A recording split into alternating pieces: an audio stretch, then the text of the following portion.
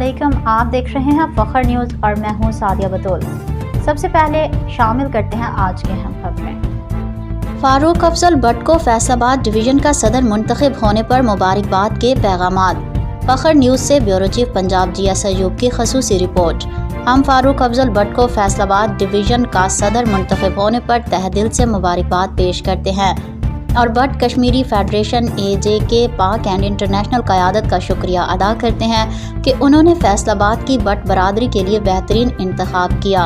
हम उम्मीद करते हैं कि फैसलाबाद की भट्ट बरादरी फारूक अफजल भट्ट की सरबराही में अपनी इस फेडरेशन को इंशाअल्लाह कामयाब और मजबूत बनाएंगे।